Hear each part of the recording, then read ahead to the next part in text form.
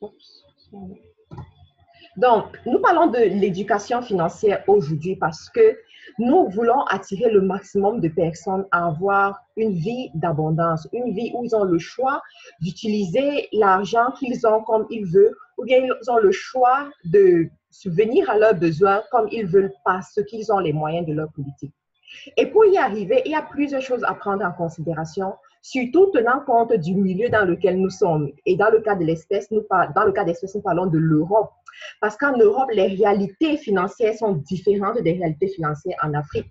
Même si l'Afrique reste beaucoup plus désavantagée, mais en Europe, où en principe il devrait avoir plus d'avantages ou bien plus d'opportunités, on se rend compte que les gens sont de plus en plus pauvres. Alors, l'objectif ici, c'est de pouvoir déclencher quelque chose en vous. J'aimerais que toutes les personnes qui assistent à cette formation, qui ne va pas durer plus de 30 minutes, puissent en sortir avec quelque chose, avec une information particulière qui va les aider à prendre des actions concrètes dans leur vie pour multiplier leurs revenus. Et c'est possible parce que ce que j'ai préparé pour vous ici, je suis sûre, si vous êtes humble et si vous décidez aussi de travailler, vous allez gagner énormément. Alors, nous allons commencer avec le problème des allocations familiales. Il y a quelqu'un qui a son micro qui n'est pas déconnecté. Je vais tout simplement arrêter le partage de la vidéo et déconnecter le micro de la personne. Voilà. Bon, c'est ce que je ferai à chaque fois qu'il y aura des gens qui n'auront pas déconnecté le micro. Bon, je continue le partage. Donc, les allocations familiales constituent un frein à la richesse en Europe. C'est un frein qui apparemment ne saute pas des yeux parce qu'on se rend compte que plus de 70% des familles en Europe ont bénéficié des allocations familiales pendant une période donnée de leur vie ou bien bénéficient des allocations familiales pendant toute la période de leur vie. Bon, les circonstances changent dépendamment des pays et dépendamment aussi des revenus de la famille et de l'âge des enfants. On verra ça un peu plus loin. Alors, pour comprendre, pour aborder le sujet des allocations familiales, il faut comprendre déjà c'est quoi les allocations. C'est quoi les allocations? Alors, les allocations constituent tout simplement une somme d'argent qu'on donne aux familles qui ont des enfants pour les aider à subvenir aux besoins des enfants, acheter ce dont les enfants ont besoin ou bien subvenir aux besoins de la famille tout simplement. Alors, l'histoire des allocations commence en France. Je vais un peu parler de la France ici parce que je crois qu'il y a beaucoup la majorité de ceux qui sont là vivent en France. Donc, en France, lorsqu'on initie les allocations familiales, c'est en principe destiné à toute famille qui a un argent sans considération, toute famille qui a un enfant sans considération des revenus de la famille. Mais au fur et à mesure que le temps passe avec la crise financière aussi et les caisses de l'État qui se vident, ils se rendent compte qu'ils ne peuvent plus subvenir à ces besoins de cette façon. Ils décident donc d'intégrer des critères d'élimination de certaines familles en tenant compte de leurs revenus, du nombre d'enfants et de leur situation légale dans le pays. En Angleterre, les allocations familiales, c'est complètement différent parce que quand j'ai fait un peu l'étude comparative, je me suis rendu compte que le système en Angleterre est beaucoup plus clair et beaucoup plus strict.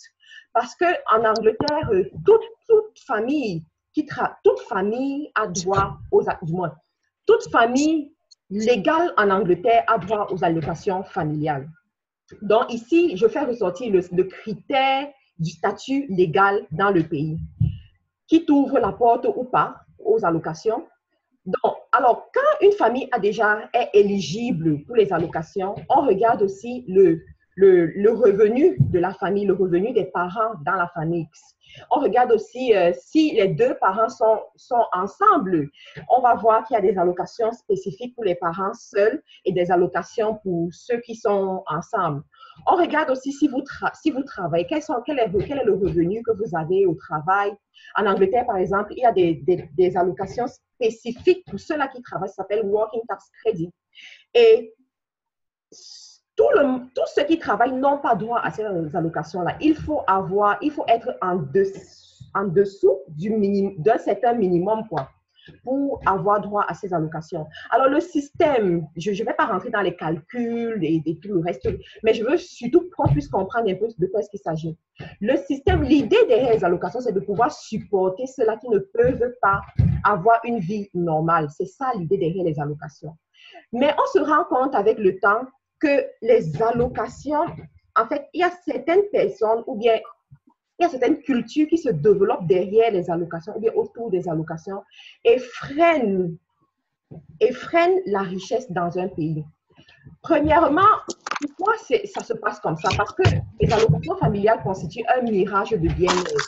Ça veut dire quoi? Ça veut dire que quand une personne profite des allocations familiales, elle a l'impression d'être à l'aise. Elle a l'impression de profiter du bien-être parce qu'elle a peut-être une maison de 2 chambres ou bien 3 chambres selon le nombre de personnes dans sa famille. Elle bénéficie de certains revenus à la fin de la semaine, comme c'est le cas ici en Angleterre, ou bien à la fin du mois, comme c'est le cas en France. Ça dépend. Des fois, c'est par semaine, des fois, c'est par mois. Donc, elle bénéficie de certains avantages pareils, de certaines réductions à des supermarchés, des trucs de ce genre. Et elle a l'impression de se sentir bien. Elle a l'impression d'être à l'aise, alors que c'est tout simplement un mirage. Et on verra bien au fur et à mesure qu'on évolue pourquoi c'est un mirage. C'est aussi une source de limitation. Parce que lorsque tu es sous les allocations familiales, il y a un plafond que tu ne peux pas excéder. Je vais parler beaucoup plus pour le cas de l'Angleterre ici parce que je connais mieux le système de l'Angleterre. Alors ici en Angleterre, pour profiter du premier niveau, j'appelle ça premier niveau des allocations familiales, il te faut premièrement ne pas travailler ou alors travailler moins de 16 heures par semaine. Alors, si tu n'es pas éligible à ce premier niveau parce que tu travailles, on te demande si jamais tu veux continuer à recevoir des fonds de l'État ou bien des allocations familiales, il te faut avoir un salaire minimum à 16 000 livres par an. Cela correspond à peu près à 1600 livres par an, 1600 livres par mois. 1600 livres par mois correspondent à peu près à 1400 € par mois. Donc, si tu as un salaire pareil, ou égal à ce montant ou supérieur à ce montant, tu es complètement disqualifié des allocations familiales en Angleterre.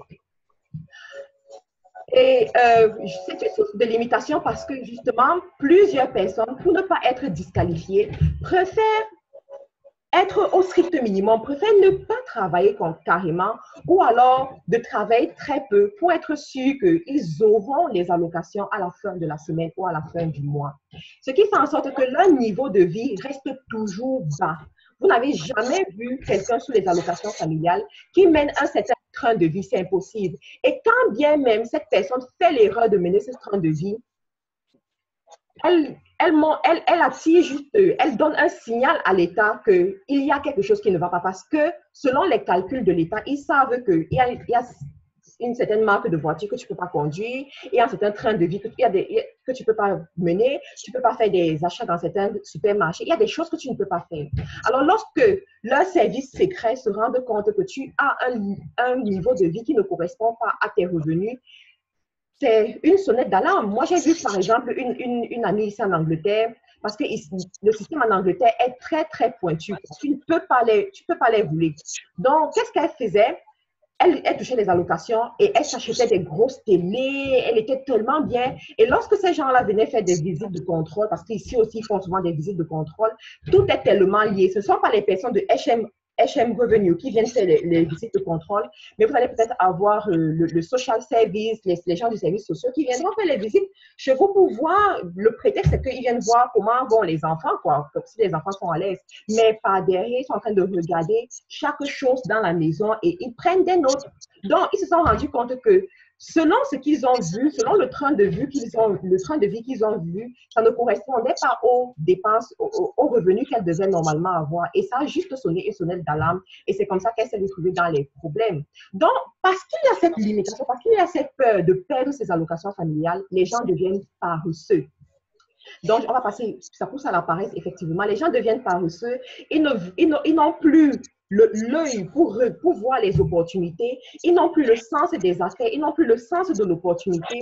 Ils n'ont même plus le mindset, la façon de penser pour multiplier leurs revenus. Ce qui est complètement le contraire en Afrique, parce qu'en Afrique, on sait très bien que tu travailles ou pas, tu dois réfléchir sur les à côté, comme on dit au Cameroun, pour avoir davantage d'argent et avoir une meilleure qualité de vie. Mais en Europe, on se rend compte que les gens arrivent et ils deviennent paresseux. Et tenez-vous tranquille, généralement, lorsqu'il y a les élections dans les pays européens, nous, malheureusement, chers Africains, on s'intéresse aux élections parce qu'on veut savoir si les allocations familiales ont été touchées ou pas.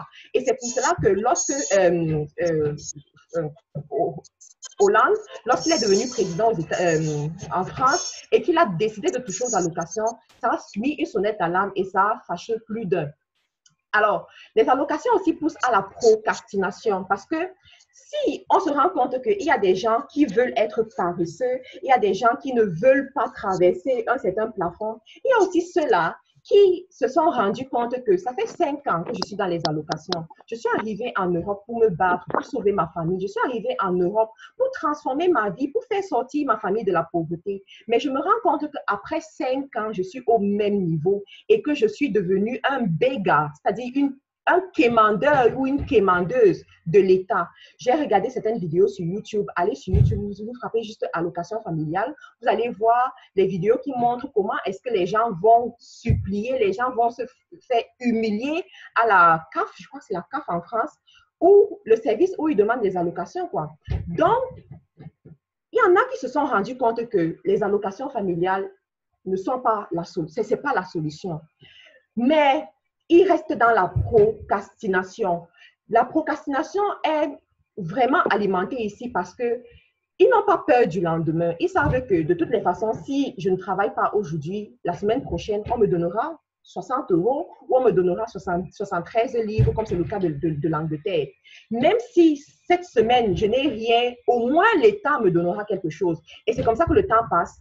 Tu as pris la décision de changer. Après 1 mois, tu es toujours au même niveau. Mais tu as quand même le strict minimum. Après 2 mois, après 6 mois, après 1 an, après 5 ans et après 10 ans, tu te retrouves au même niveau. Alors, j'ai vu une femme que j'ai rencontrée et que je connais très bien en Angleterre qui a commencé le système des allocations familiales dès le moment où elle est arrivée et elle a eu son enfant. Son enfant lui a donné la possibilité de régulariser sa situation en Angleterre. Cependant, elle s'est installée dans la procrastination. Donc, à chaque fois, elle se disait, OK, je fais ce petit boulot de cleaner, c'est-à-dire de nettoyeuse quelque part. Je m'assure à ne pas dépasser 16 heures par semaine. Et le temps ne faisait que passer. Et en Angleterre, ils ont changé le système de telle sorte que lorsque ton enfant a 16 ans, ou bien tous tes enfants ont 16 ans, on te coupe les allocations, tu n'as plus droit à rien. Ce qui fait que lorsque son premier fils a eu 16 ans, elle s'est vue changer de maison. La maison de 2 chambres qu'elle avait, elle est revenue à une maison d'1 chambre parce qu'on a dit, OK, l'enfant, il a plus de 16 ans, il peut trouver un boulot et puis voilà. Et c'est à ce moment qu'elle se dit, mais qu'est-ce que je fais?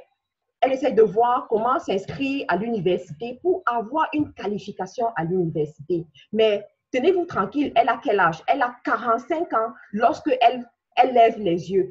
Une personne qui est arrivée en Europe lorsqu'elle avait 23 ans. Donc ici, je veux vraiment pointer du doigt ce problème de la procrastination qui bloque ceux-là qui ont même pris conscience, mais n'arrivent pas à mener des actions.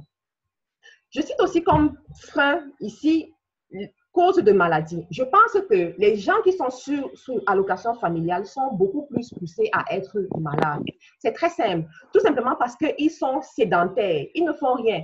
80% de ceux qui sont sous les allocations familiales passent un minimum de 10 heures par jour à ne rien faire de consistant, de concret. Ils regardent la télé, ils connaissent toutes les séries qui passent à la télé, ils connaissent les noms des acteurs, ils peuvent même prévoir que l'acteur s'il va faire comme ça. L'acteur s'il va dire telle chose, l'acteur, ils savent tout ce qui se passe à la télé. ils s'occupent, ils prennent pour raison de s'occuper, ils prennent pour argument qu'ils s'occupent de leurs enfants. Non, il ne faut pas que mon enfant manque de quelque chose. Je suis là pour mon enfant. J'accompagne mon enfant à l'école le matin et tout. Ils se trouvent des raisons. Et en fin de compte, parce que sédentarité égale maladie, ils se retrouvent étant malades. S'il y a des médecins ici, vous n'allez pas me dire le contraire que la majorité de vos patients ou clients qui sont malades de diabète, d'hypertension, d'arthrose ou bien de quoi que ce soit, ce sont en grande partie ceux-là qui sont sous allocation familiale en Europe. Donc, voilà pourquoi est-ce que les allocations familiales constituent un frein à la richesse. Et personne, je n'ai jamais vu quelqu'un sous allocation familiale en Europe devenir riche. C'est impossible.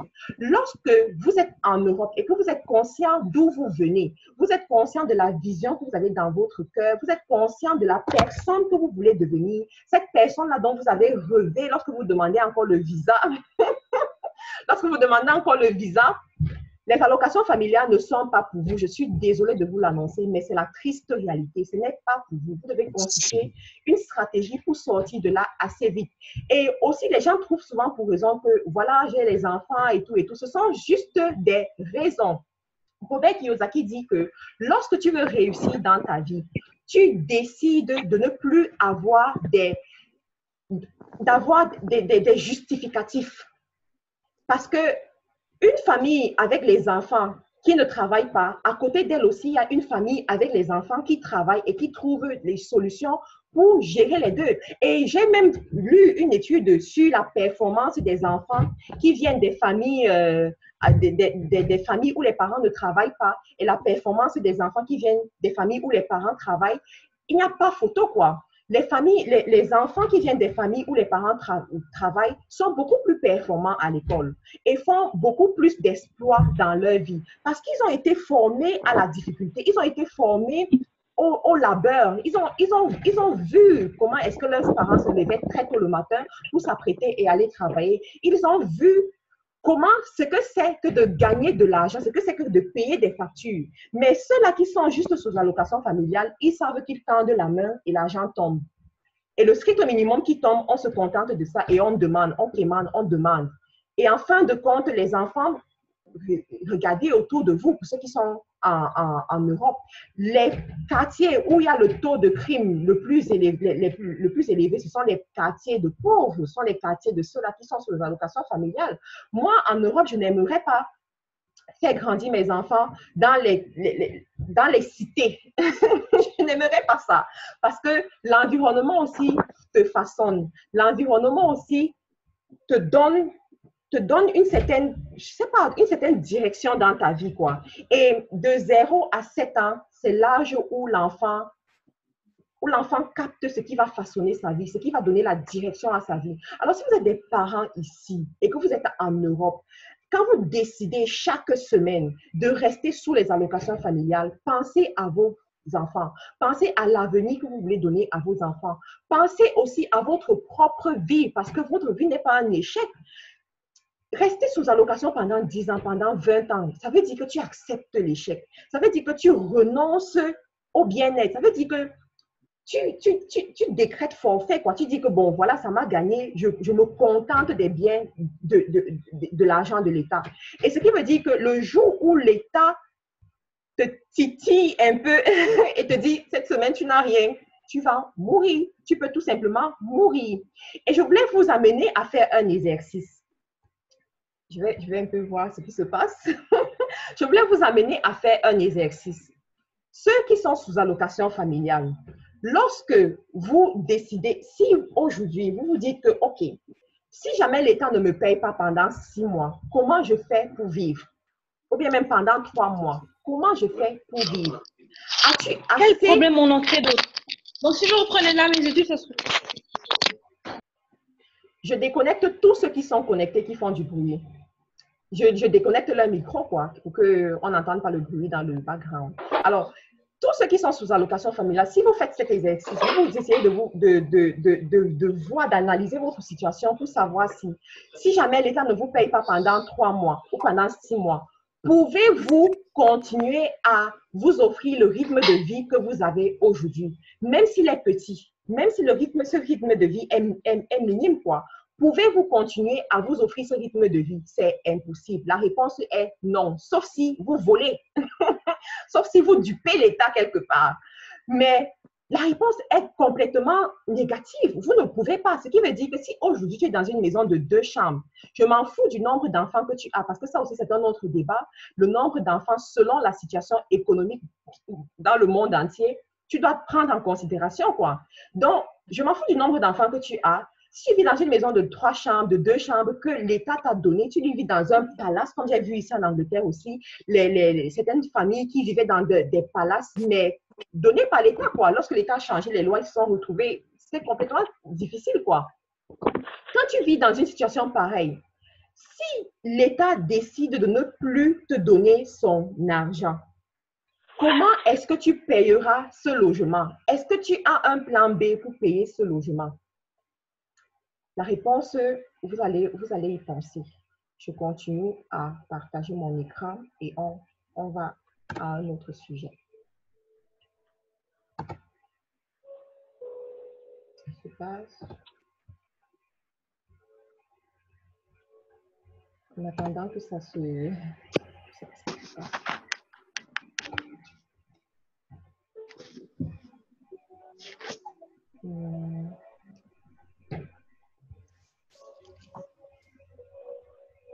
J'arrive. Petit problème technique.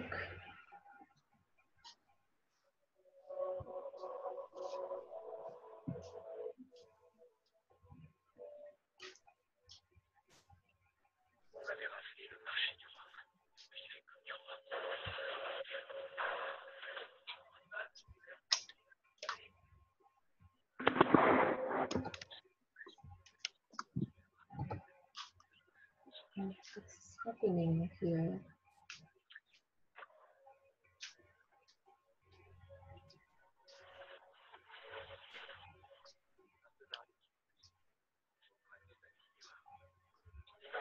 Ben, c'est souvent ça, hein, avec les appareils.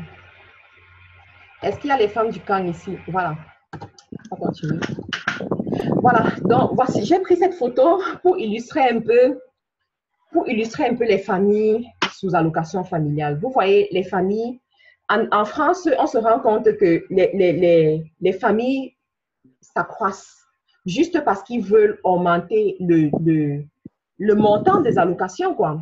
En Angleterre, ils ont été très intelligents. Il y a 2 ans de ça, ils ont décidé que plus la famille augmente, plus les revenus diminuent. Ça veut dire que si, par exemple, ce qu'on appelle child benefit, qui équivaut à 20 livres 80, je crois, 20 livres 80 par semaine, toutes les familles ont droit à ça. Bon, peut-être que ce n'est même pas le bon exemple. Child tax credit. Plus vous avez d'enfants, à partir du 2e enfant, on diminue, quoi. On diminue. Ça veut dire que le premier enfant, tu peux avoir tout le montant, mais à partir du 2e enfant, on diminue, quoi. C'est plus la même chose parce que l'État aussi a ses problèmes. L'État doit résoudre ses problèmes et l'État aimerait pousser les familles à travailler. Les aides financières aux migrants en France, voilà un peu ce que ça représente. Mais franchement, je m'aurais posé la question ici. Est-ce que tu quittes ton pays pour venir en France collecter 718 € par mois? Voilà la question que je pose. Déjà, même ce montant ne te permet pas de vivre personnellement. Ce montant même ne suffit pas pour que tu puisses aider ta famille, ta mère qui est restée au village et qui se vante partout dans le village que son enfant est en France. Ce montant ne peut pas non plus t'aider à construire un hôpital dans ton village pour aider ta population parce qu'en fin de compte, les gens regardent, les gens te regardent, les gens espèrent que tu vas les aider, les gens espèrent qu'à travers toi, ils verront aussi le bout du tunnel. Mais tu viens t'asseoir pour collecter 718 € par mois, c'est impossible. Bon, ça, c'est un prix approximatif. Ce n'est pas sûr que c'est ce que les gens collectent, mais c'est approximatif. Je ne pense pas que les gens collectent plus de 100 ou plus de 1000 € par mois en France, c'est impossible. Mais tu n'es pas venu en Europe pour vivre sur le strict minimum, en fait. C'est l'idée que je veux ressortir ici. Alors, étant donné que nous sommes en train de parler de l'éducation financière et qu'il faut comprendre vraiment quel est le jeu qui se passe lorsque tu décides de rester à un certain niveau dans tes finances, Tu dois aussi comprendre qui paye le plus les taxes dans la société. Pour pouvoir comprendre ceci, il faut savoir que le monde du travail a 4 catégories de profils. Nous avons les employés, les auto-entrepreneurs, les entrepreneurs et les investisseurs. Alors, les salariés, c'est ceux-là qui travaillent quelque part et qui ont un salaire à la fin du mois. C'est-à-dire que leur employeur va leur donner 1 000 euros, 2 000 euros, 3 000 euros, 4 000 euros. Mais ce sont des personnes, comme Robert Kiyosaki le dit ici, qui échangent leur temps et leurs efforts pour de l'argent. S'ils ne travaillent pas, ils n'ont pas d'argent. S'ils ne vont pas au travail, ils n'auront pas. Et j'ai vu plusieurs personnes comme ça en Italie qui se plaignaient, qui disaient que voilà, il y a le système des agences, même en Angleterre, un peu partout, il y a le système des agences, ce qui fait que tu t'inscris à une agence. Lorsque l'agence a un travail, il t'appelle. Et si l'agence n'a pas le travail, il ne t'appelle pas. Ce qui veut dire qu'à la fin du mois, tu as effectivement ce que tu as travaillé, quoi. Lorsque tu es allé au travail, si tu n'es pas allé au travail, tu n'auras rien. Alors, nous avons aussi les auto-entrepreneurs. Les auto-entrepreneurs, ici, ce sont des gens qui ont enregistré une entreprise. En Angleterre, on dit self-employed. Ici, il y a le volet juridique qu'il faut prendre en considération. Cela veut dire qu'un auto-entrepreneur a ses responsabilités cumulées avec son entreprise. On ne peut pas faire de différenciation. Donc, au niveau, lorsqu'il paye ses taxes, il y a une gymnastique financière qui doit se faire pour que le comptable puisse diviser, comment dire, pour le comptable puisse, comment dire, différencier les dépenses qu'il a eu à faire et les dépenses de son entreprise et ensuite voir un peu qu'est-ce qui revient comme chiffre d'affaires et sur cette dépense ou bien sur ce chiffre, sur cette dépense-là, c'est à ce niveau qu'il va payer les taxes. Et c'est un modèle assez difficile lorsque tu veux aller à un autre niveau dans ton entreprise. Ici, je pense à faire des prêts à la banque, des choses de ce genre. Et ici, Robert Kiyosaki nous fait comprendre que lorsque tu es self-employed, quand tu es auto-entrepreneur, tu n'as pas la possibilité de prendre les vacances parce que si tu ne travailles pas, tu n'as pas d'argent. Lorsque ton business ne tourne pas parce que tu n'es pas là, l'argent ne rentre pas. Une coiffeuse, par exemple, si elle ne travaille pas, si elle n'est pas là, elle n'aura pas d'argent parce que son travail est lié à ses efforts directement, quoi. Nous avons aussi un autre modèle entrepreneur ou chef d'entreprise. Ce sont ceux-là qui ont créé des entreprises, un peu comme moi, un peu comme moi, un peu comme toi aussi.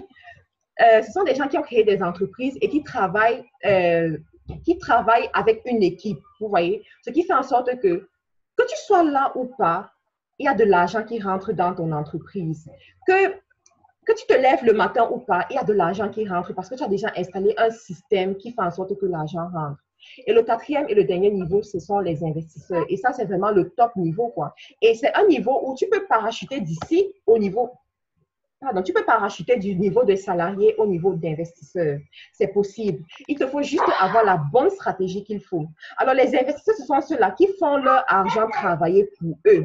C'est-à-dire qu'ils s'engagent à financer un projet ou bien ils s'engagent à mettre de l'argent quelque part cet argent va produire des intérêts plus tard. Il y a plusieurs activités sur lesquelles vous pouvez vous engager en tant qu'investisseur. Mais ici, la question intéressante est de savoir qui paye plus des taxes.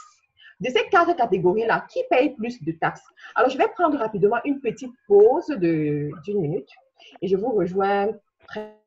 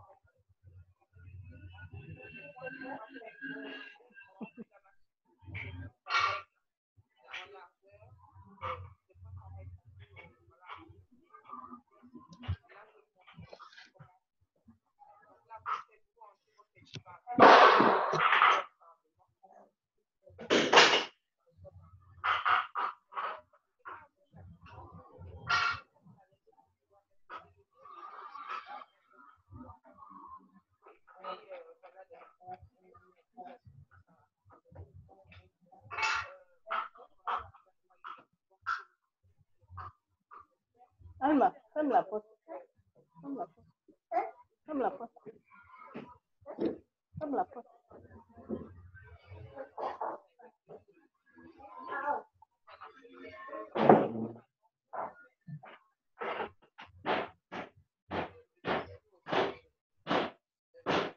Voilà, je suis là.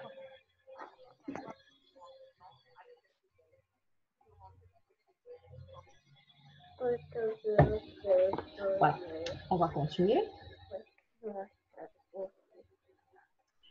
Voilà, donc qui paye le plus les taxes dans la société parmi les 4 catégories que nous avons citées?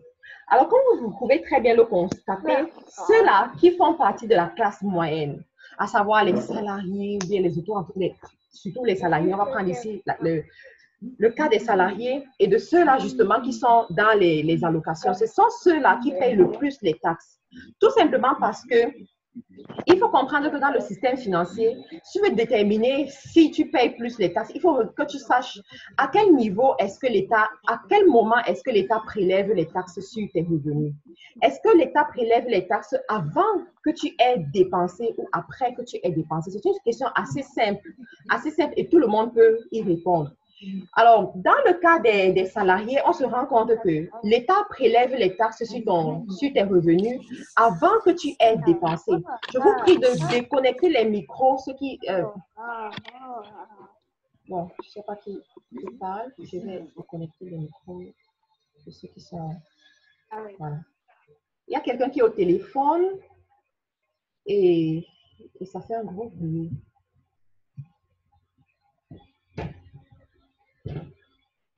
Voilà, donc, lorsque l'État prélève les taxes ou bien les impôts sur tes revenus avant que tu aies dépensé, cela veut dire que c'est toi, en fait, qui es le plus grand contribuable. Parce que toutes les heures que tu passes au travail, toutes les heures que tu passes à casser ton dos, à te dépenser, à travailler pour aider une autre personne à accomplir sa mission, à travailler pour aider une autre personne à rouler dans de grosses voitures. Lorsque tu as fini de faire ces heures de travail qui te valent peut-être 7 livres 50 par heure, ou bien 8 livres par heure, ou bien 10 livres par heure, l'État te dit merci beaucoup et il prélève ses impôts avant que tu aies l'argent dans ton compte bancaire. Pour preuve, je vous prie de prendre chacun votre fiche de paye et de voir en fait que vaut votre travail avant les taxes. Vous allez vous rendre compte qu'il y a une grosse somme d'argent que l'État a prélevé. Et c'est d'autant plus triste dans certains pays comme la France où le taux d'impôt est très élevé. En Angleterre, nous sommes encore à 20%, donc 20%. Mais en France, ils sont, je crois, à 33% ou bien à 30% ou bien en tout cas plus de 20%. Donc, lorsque tu te rends compte que quand tu décides de travailler comme salarié et que tu passes toute ta vie à travailler comme salarié, en fait, tu décides de passer toute ta vie à contribuer. C'est pas mauvais de contribuer comme d'être un contribuable, c'est pas mauvais de payer les impôts, mais il s'agit d'être sage ici. Il s'agit d'avoir une certaine sagesse qui te permet d'éviter de tomber dans certaines erreurs que d'autres personnes évitent, en fait. Donc, c'est ça le plus important. Alors, à contrario d'une personne qui se voit, qui paye les impôts avant de dépenser, il y a une autre catégorie de personnes qui dépensent avant de payer les impôts, qui font toutes les dépenses qu'ils doivent normalement faire avant que l'État regarde ce qui reste dans leur compte bancaire et prélève les impôts sous certaines conditions aussi. Ici, je vais m'arrêter pour dire que pour ceux-là qui sont des entrepreneurs ou bien qui veulent se lancer dans l'entrepreneuriat, mais qui donnent toujours pour raison les taxes, je voudrais vous dire, pensez vraiment à ce que vous êtes en train de dire parce que il faut savoir ce qui se passe lorsqu'on crée une entreprise. Je dis, ça s'appelle quoi? Limited Company ou bien Partnership ou bien SARL dans le modèle francophone. Il faut vraiment savoir quel est le jeu qui se joue, qui se fait à ce niveau-là. Et Robert Kiyosaki appelle ça le jeu des riches. Comment est-ce que les riches ont décidé de contourner le système de taxation, le système d'imposition? Qu'est-ce qui se passe? L'entrepreneur, le chef d'entreprise, avant que l'État ne vienne hit his bank account, du moins toucher son compte bancaire, il a d'abord dépensé, du moins utiliser l'argent qu'il a eu de son activité génératrice de revenus pour subvenir aux besoins courants de son entreprise et aussi à certains de ses besoins. C'est pour cela que vous allez voir les chefs d'entreprise avoir peut-être des belles maisons, des grosses voitures et tout le reste. Tous ces biens sont au nom de l'entreprise. Ce qui fait en sorte qu'il mène une vie bien, apparemment, il est très bien, mais ces biens-là reviennent à l'entreprise. Donc, l'entreprise paye pour tout cela, l'entreprise fait cette dépense-là, et c'est ce qui reste dans le compte bancaire de l'entreprise que l'État vient prélever les taxes. Et l'État ne peut prélever les taxes que lorsque vous avez un certain montant, un certain chiffre d'affaires, c'est-à-dire le montant qui reste dans votre compte bancaire doit être équivalent à 10 000 livres par an ou alors à 1 000 livres par mois. Ça, c'est pour le cas de l'Angleterre. Pour le cas de la France, je n'ai pas vraiment d'informations par rapport à ça, mais le système reste le même. On prélève les taxes sur le chiffre d'affaires que tu fais, quoi. Alors, qu'est-ce que les entrepreneurs et les investisseurs font? Généralement, c'est ce qu'ils font. Et c'est pour ça que je vous encourage, lorsque vous avez déjà une activité génératrice de revenus qui vous rapporte des revenus régulièrement par mois, je ne suis pas en train de dire que vous devez avoir beaucoup d'argent, que l'activité vous rapporte beaucoup d'argent, mais le peu de revenus, du moins, les revenus que ça vous rapporte, si ça vous permet de mener déjà une certaine qualité de vie, vous devez déjà penser à enregistrer votre entreprise et de balayer toutes les dépenses que vous faites généralement au compte de l'entreprise. Et croyez-moi, ça vous fera un gros poids.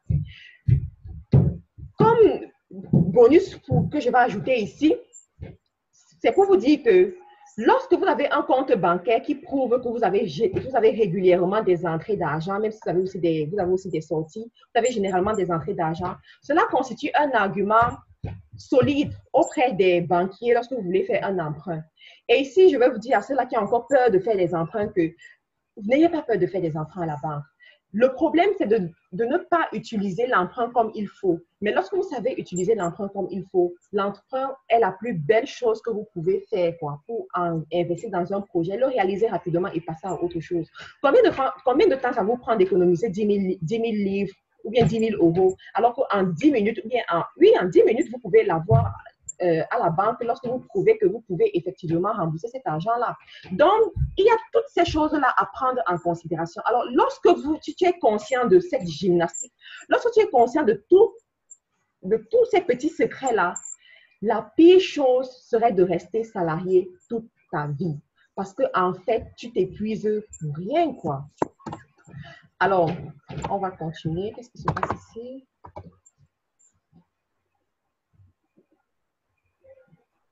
Voilà. Les gens sont connectés. C'est bon.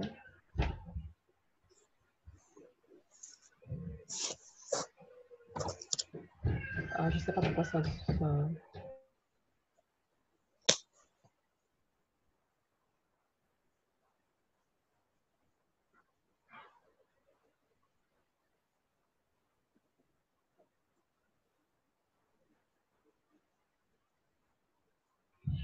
Alors, comment transformer ses finances en un an? Avant d'entrer ici, je vais vous dire que lorsque je suis arrivée en Angleterre il y a 3 ans,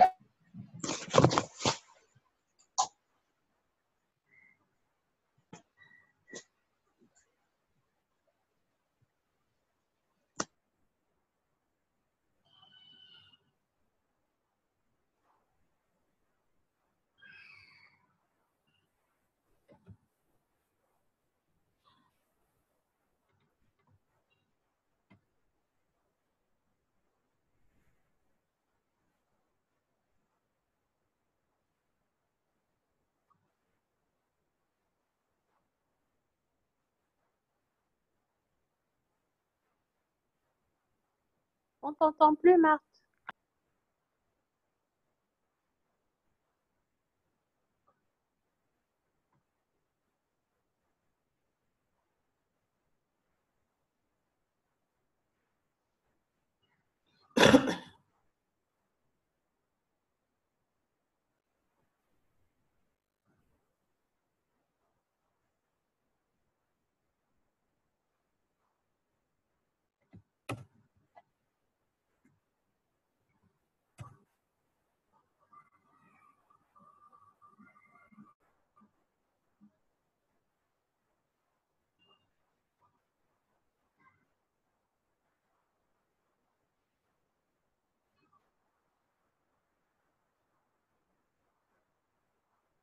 voilà, je suis désolée pour l'inconvénient, comment transformer ses finances en un an?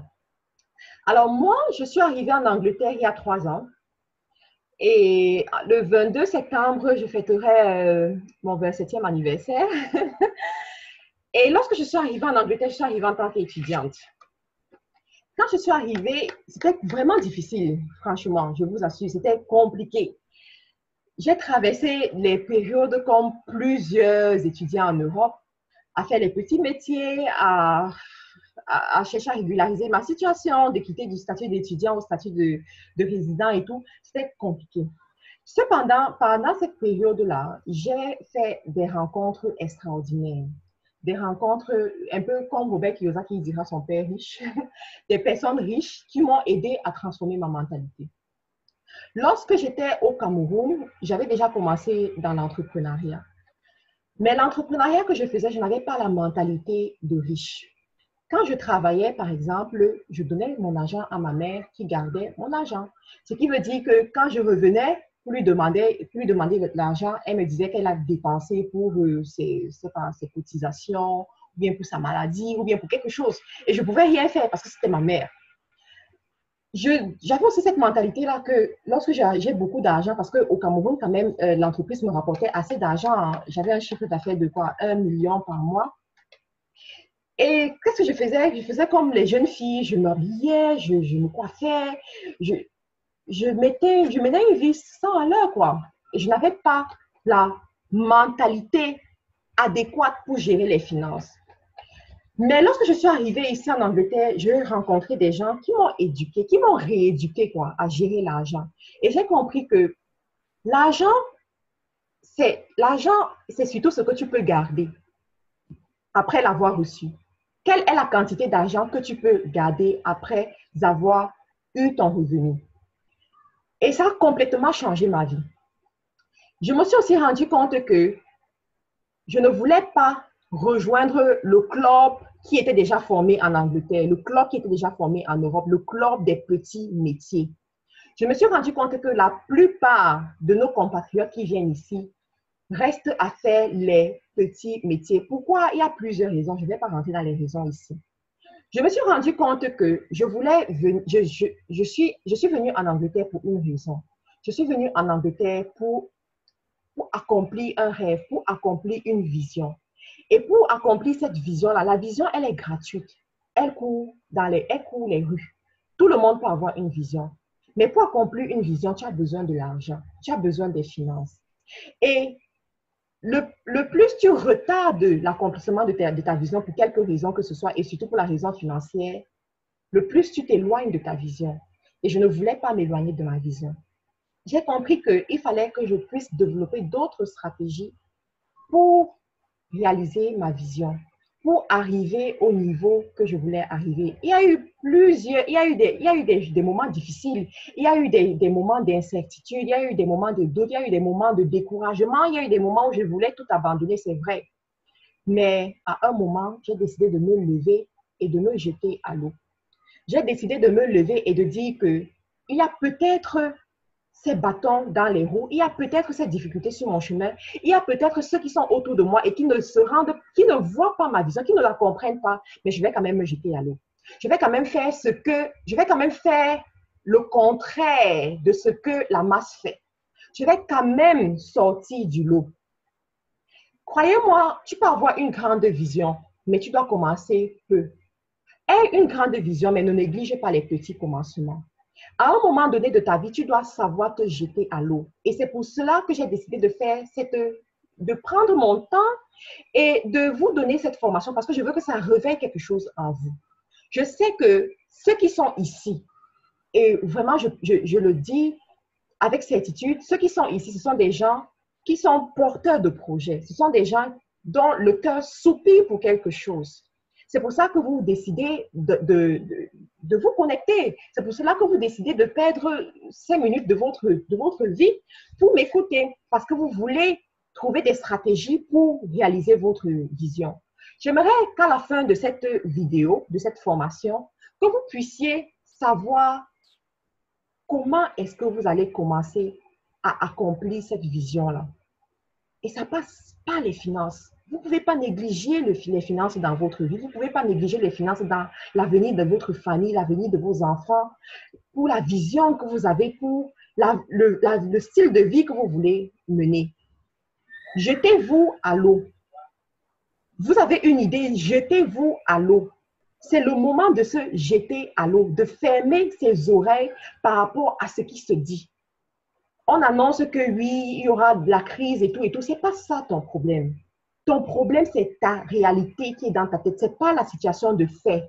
La situation de fait dit qu'il y a ceci qui ne va pas bien. Les journaux sont spécialistes pour ça. Mais toi, tu dois rester fidèle à ta vision.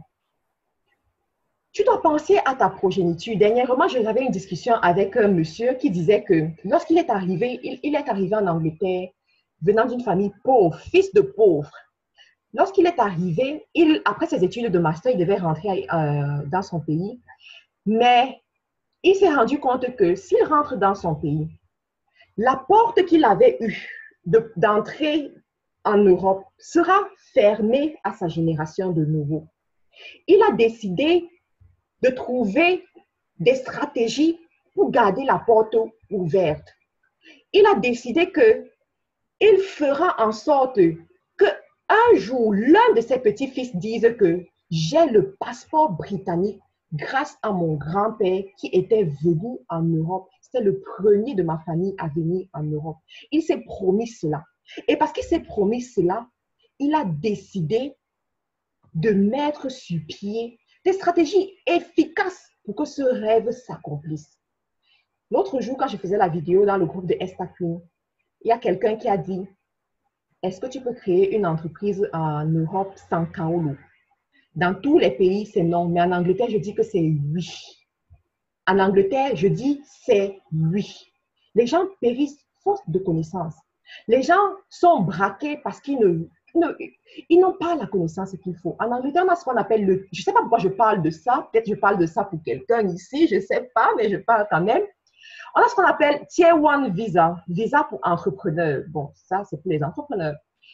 Je me suis rendu compte qu'il y a beaucoup de gens en Europe, en Angleterre, dans le cas d'espèce, qui sont venus en Angleterre faire des belles études, qui ont fait même des études, qui ont fini ces études-là, qui ne peuvent pas rentrer dans leur pays et qui ne peuvent pas travailler en Angleterre, tout simplement parce que leur situation n'est pas régularisée.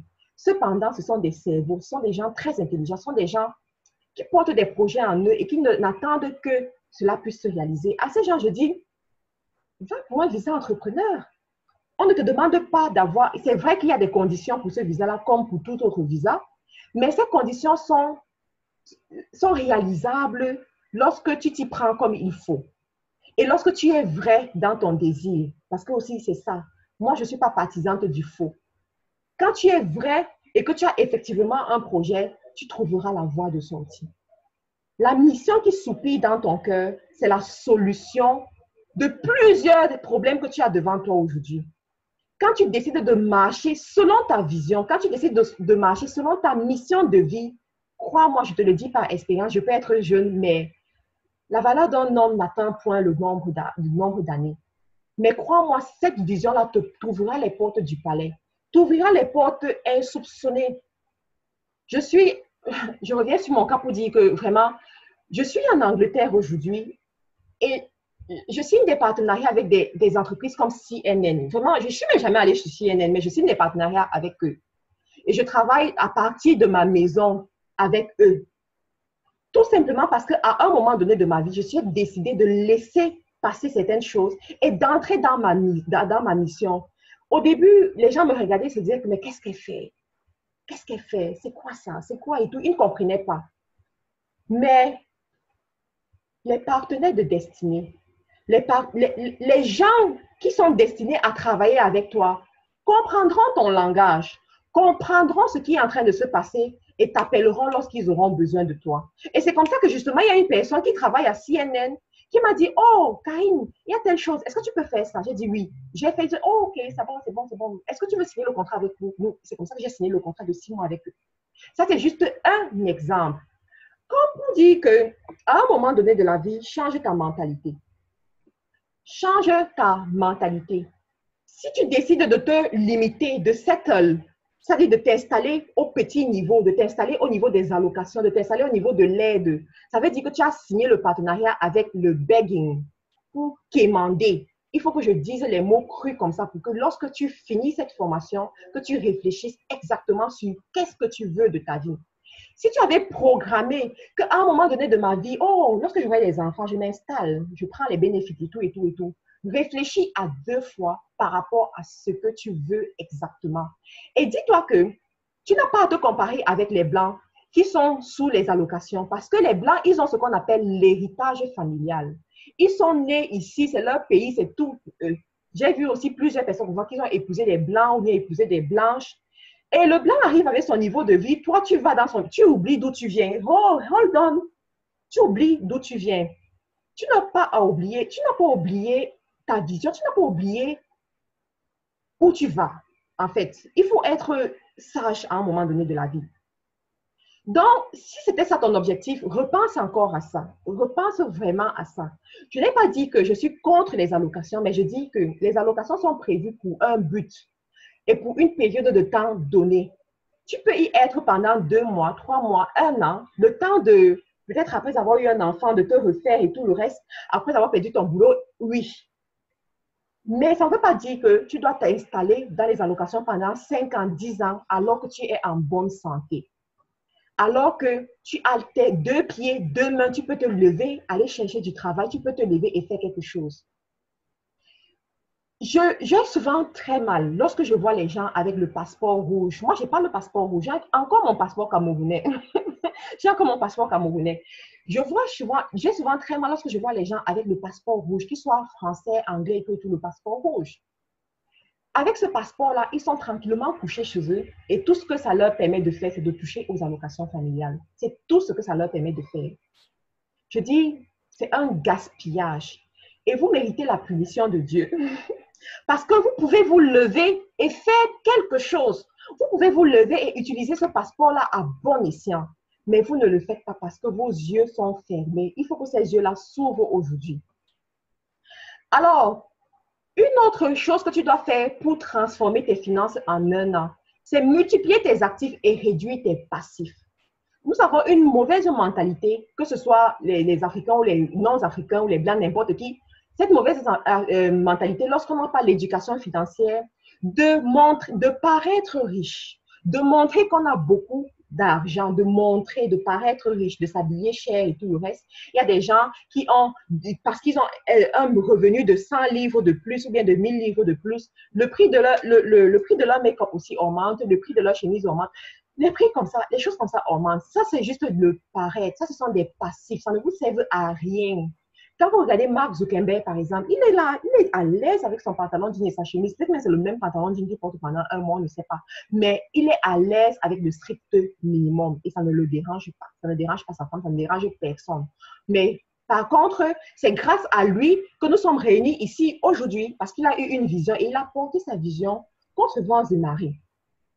Je vais vous inviter aujourd'hui à regarder autour de vous tout ce qui est passif, tout ce qui coûte cher et qui ne vous rapporte rien, tout ce qui vous a consommé de l'argent. Ça peut même être une maison. J'ai vu dans l'un de mes groupes de coaching une jeune femme qui est venue faire son témoignage. Elle a dit que lorsqu'elle a lu le livre de Robert Kiyosaki, Père riche, Père pauvre, qui parlait des passifs et des actifs, son mari et elle qui vivaient en France, des ingénieurs, des grands ingénieurs dans l'IT, dans la technologie, ils avaient acheté une grosse maison avec plusieurs chambres. Ils avaient acheté des grosses voitures parce qu'ils voulaient avoir un certain rythme de vie. Lorsqu'ils ont lu ça, ils se sont rendus compte que depuis qu'ils ont acheté cette maison-là, ils dépensent plus. Ils ont essayé de vendre la maison. Ils se sont rendus compte que même si on a une grosse maison, on occupe juste 2 chambres parce qu'on ne peut pas dormir dans toutes les chambres. Alors, toutes les chambres qui sont libres là, ça nous sert à quoi? Donc, ils ont décidé carrément de vendre la maison et de prendre une plus petite maison, même si c'était en location. Et ils ont investi dans des actifs qui vont leur rapporter davantage d'argent.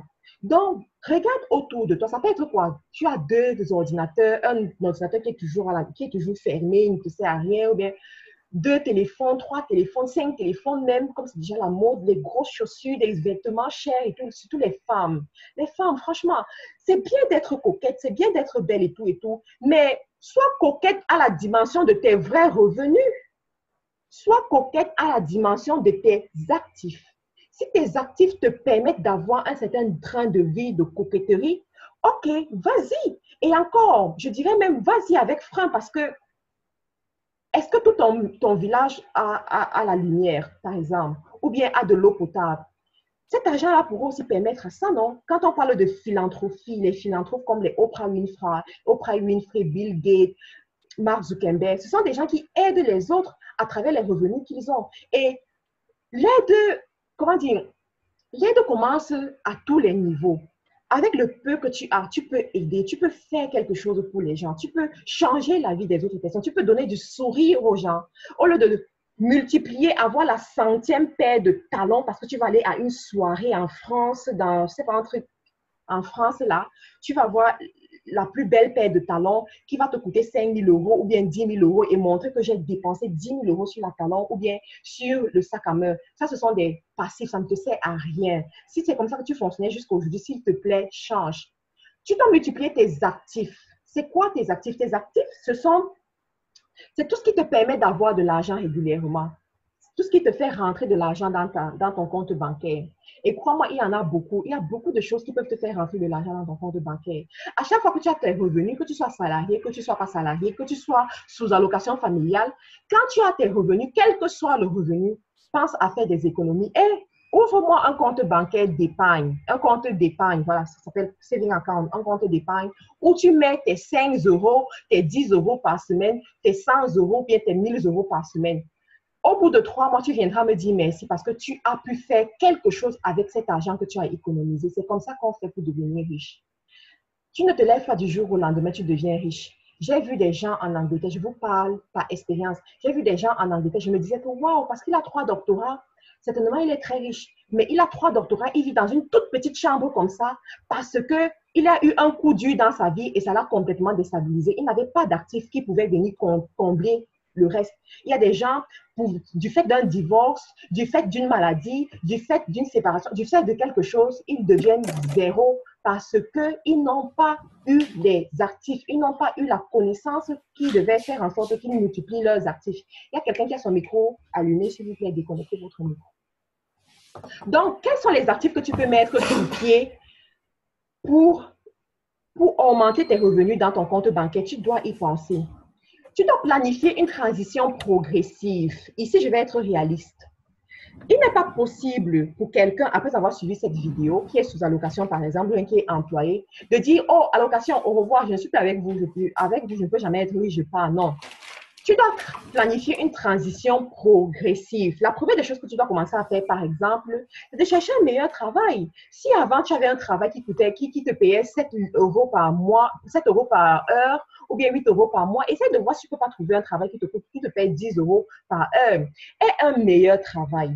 En ayant déjà un meilleur travail, ça fait en sorte que tu es compétitif sur le marché de l'emploi. Ça fait en sorte que tu te rends de plus en plus compte de la valeur intrinsèque que tu as accumulée durant les années précédentes. Calcule tes dépenses. Essaye un peu de voir qu'est-ce qu'il te faut effectivement pour vivre par mois, y compris ton logement, ta scolarité, tout le reste, tout ce que l'État paye, bien tout ce qu'une autre source extérieure paye.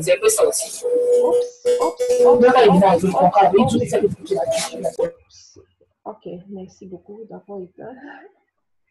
Oups, merci beaucoup d'avoir été. Donc, essaie de calculer tes dépenses pour voir exactement ce que tu dépenses par mois.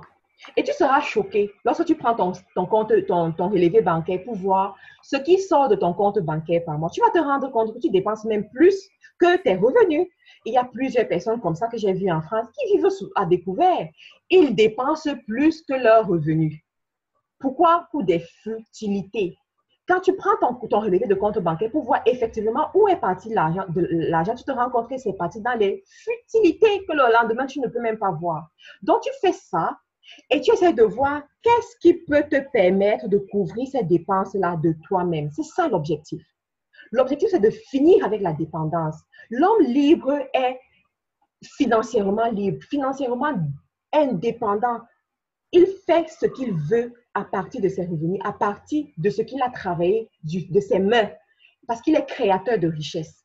Donc, tu fais ce travail, tu dois développer des business. J'ai appelé ça des business parce qu'il s'agit ici du premier niveau de l'entrepreneuriat. J'ai fait un cours comme ça une fois sur Facebook, le premier niveau de l'entrepreneuriat, où tu touches un peu à tout. C'est-à-dire, tu fais plusieurs choses. C'est pour ça que je demande aux gens, écrivez des choses. Par exemple, après cette vidéo, qu'est-ce que tu as appris? Écris cela. Même si ça fait juste 10 pages, les 10 pages-là, si tu les vends sur Amazon, ça te fait avoir 2,9 dollars par jour parce qu'il y a des gens qui vont acheter ton livre de 10 pages. Ils ne veulent pas plus de 10 pages. 10 pages, 20 pages, c'est bon, on ne veut pas les gros livres. 2,9 euros par jour que tu as dans ton compte bancaire. Tu peux les multiplier par 10, tu peux les multiplier par 100 selon la qualité de ton ouvrage, selon aussi le nombre de personnes qui ont connaissance de cet ouvrage et qui l'achètent. Ça, c'est une source de revenus que tu fais rentrer dans ton compte bancaire. Tu peux avoir aussi, tu peux décider de vendre sur Amazon, créer ta marque comme le coach Sonia a fait, créer ta marque et vendre sur Amazon. Tu peux faire du commerce dans ta localité, acheter quelque chose et revendre pour avoir du profit.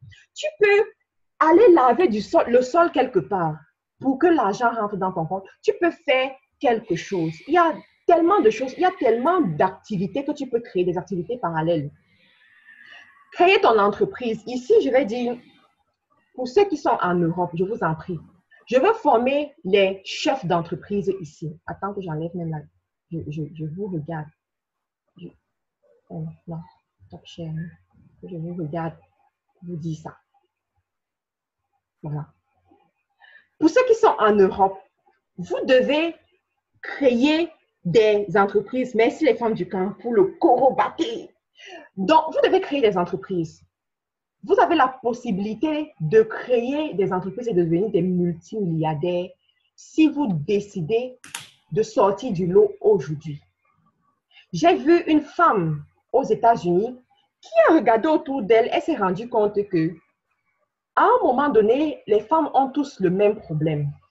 Elles ne savent pas quoi faire avec leurs enfants parce qu'elles veulent peut-être travailler, elles ne savent pas où garder les enfants et tout. Elles ne savent pas quoi faire. Elle a décidé de créer une crèche 24 heures sur 24. Et après 5 ans, elle est devenue millionnaire. Elle a créé sa crèche de 24 heures sur 24, tout simplement. Elle a commencé à partir de chez elle. Les gens venaient laisser les enfants dans sa maison, elle les gardait. Et au fur et à mesure qu'elle avait les clients, elle a demandé un prêt à la banque. Elle a ouvert un grand espace où les gens viennent garder les enfants 24 heures sur 24 parce qu'il y a des gens qui travaillent dans la nuit. Il y a des gens qui sont des business persons qui vont en voyage d'affaires et qui ont besoin que leurs enfants soient en sécurité. Donc, ils vont là-bas. J'ai aussi vu une jeune femme, une Camerounaise. J'admire vraiment cette Camerounaise. Elle est arrivée en Angleterre et tout ce qu'elle savait faire, c'était de faire les tresses avec ses 10 doigts. Elle s'est assise, elle a décidé de coiffer. Elle a appris à coiffer les blancs. Elle coiffait et elle a gagné énormément d'argent. Elle a ouvert un institut. Et aujourd'hui, elle a un patrimoine immobilier de plus de 27 maisons en Angleterre. Et pour ceux qui connaissent le marché de l'immobilier en Angleterre, n'a pas une maison en Angleterre qui veut, mais qui peut. Elle l'a fait. Par contre, je suis sûre que cette femme-là, son niveau scolaire est en deçà de celui de ceux qui sont ici. Des fois, on dit, quand tu as trop de diplômes, ça te voile les yeux, tu ne vois plus parce que tu comptes énorme, tu comptes seulement sur ton diplôme. Par contre, c'est l'entreprise qui te fait être riche. C'est l'entreprise qui te fait être libre financièrement. Où est ton entreprise? Où est ta source de revenus? Qu'est-ce que tu peux pointer du doigt comme source de revenus? D'autres me diront qu'ils sont étudiants. Je dis, ce n'est pas une raison. C'est encore une raison mensongère. Ce n'est pas une raison valable, être étudiant. Lorsque j'étais étudiante au Cameroun, je travaillais avec mes mains. Je faisais la physiothérapie pour les personnes malades. Je signais les contrats avec les hôpitaux, avec les pharmacies, et tout de ce genre. À 5 heures du matin, j'étais déjà debout parce que je partais voir des patients et je revenais à 9 heures pour aller au cours à l'université. Et j'étais dans 2 universités, s'il vous plaît, parce que j'ai été enseignée, du moins j'ai grandi dans une famille où il faut réussir à l'école, il faut avoir le niveau suprême quoi, à l'école. Mais je savais, j'étais toujours business-minded, je savais que je dois pouvoir payer mon transport, je dois payer ma nourriture, je dois m'habiller comme je veux. Et je ne veux pas qu'un homme me tienne parce qu'il me donne de l'argent. Je veux pas être... Il y a aussi cette mentalité-là que je voulais un peu attaquer, de se contenter sur les revenus que ton homme te donne. Non, tu dois être indépendante, femme. Tu as une entreprise au bout de tes doigts. Tu as une entreprise dans ta main. Elle doit vivre. Tu dois la laisser vivre. Tu dois la laisser vivre. Donc, une autre astuce que je voulais vous donner. Vous qui êtes en Europe, mettez-vous un peu dans la situation de celui qui cherche du travail. Allez en ligne, vous écrivez cherche un boulot ou bien looking for a job en anglais. Je vous conseille même de faire la recherche en anglais parce qu'on se rend compte que le monde francophone plutôt a 25 ans de retard par rapport au monde anglophone. Et tout ce qui se passe dans le monde anglophone finit par se reproduire dans le monde francophone. Donc, quand tu es intelligent, quand tu es une business person intelligente, tu vas vite copier ce qui se passe dans le monde anglophone et tu viens le reproduire dans le monde francophone. Et comme parenthèse, je vous dirais que c'est même ce que je fais parce que moi, quand je vais sur YouTube, je regarde les vidéos en anglais. Je n'ai pas à me perdre mon temps sur les vidéos en français parce que déjà, les vidéos en français, il n'y en a pas. Il n'y a pas de vidéos intéressantes en français. Donc, je regarde ce que les Américains font. Je regarde ce que les coachs américains font. Je regarde ce que les business persons américaines font. Je regarde, j'apprends d'eux. Et quand je viens reproduire dans le monde francophone, ça fait waouh. Mais vous savez, la vie, on ne naît pas avec quelque chose. On apprend, on prend à gauche et à droite et on fait une synthèse avant de produire, donner à d'autres personnes. Donc, allez en ligne, vous frappez looking for a job ou bien, oui, looking for a job ou bien job. Là, vous allez voir plein d'offres qui ressortent dans les domaines différents parce que la recherche, elle est vague, dans les domaines différents. Vous vous asseyez, vous prenez 2 heures ou 3 heures. Vous essayez de voir quelles sont les offres qui reviennent le plus. Les offres qui reviennent le plus constituent un indicatif. Cela veut dire qu'il y a de la demande à ce niveau, dans cette industrie-là. Je prends un exemple, le cas de l'Angleterre.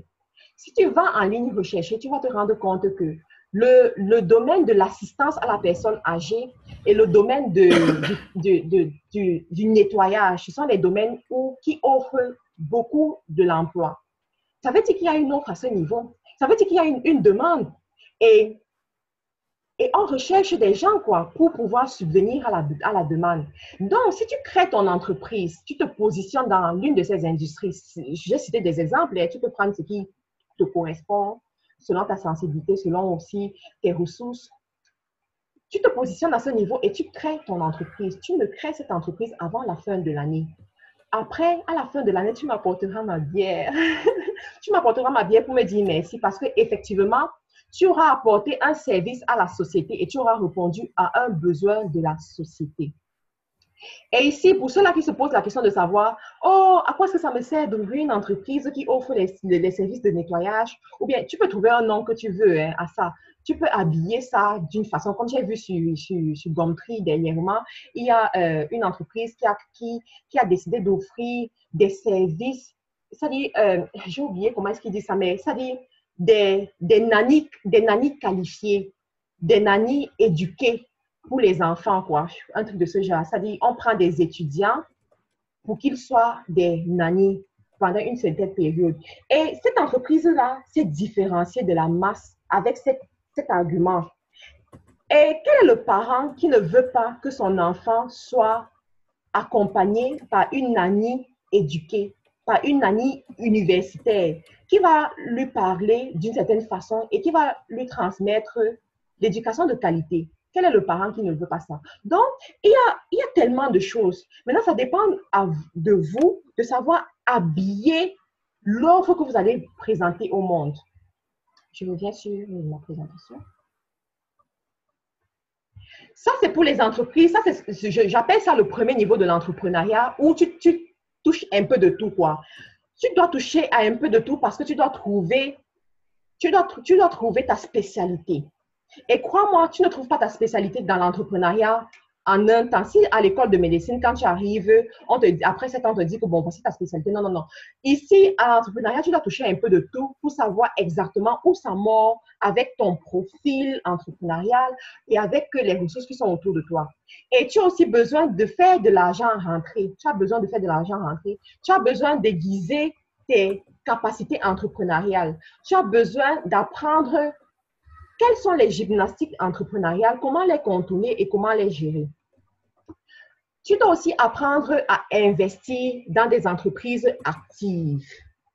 Alors, il y a la différence entre entreprise active et l'entreprise passive. Les entreprises actives, ce sont les entreprises là qui te régénèrent de l'argent, que tu sois là ou que tu ne sois pas là. Ce sont des entreprises qui ont déjà un blueprint.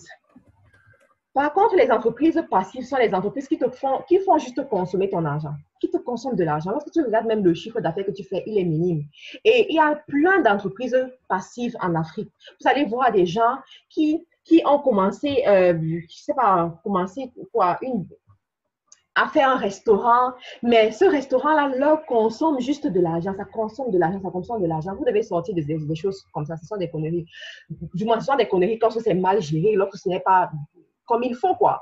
Mais l'idée ici que je veux vous faire comprendre, c'est que vous devez investir dans les entreprises actives.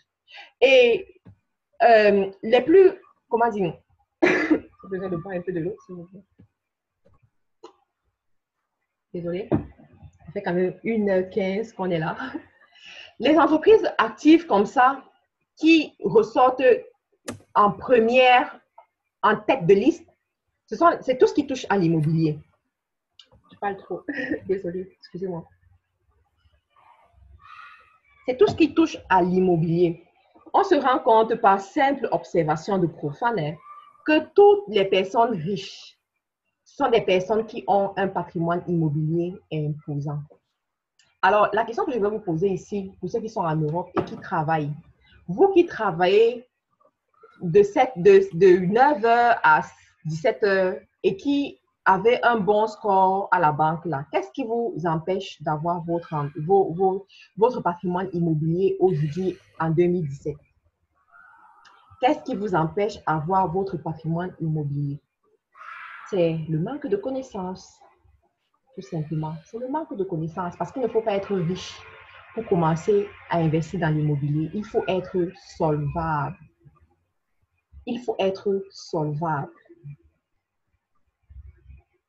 L'année passée, lorsque j'ai commencé le coaching, je crois en début d'année, quand j'ai commencé le coaching, il y avait une jeune fille dans mon groupe de coaching qui a 20 ans.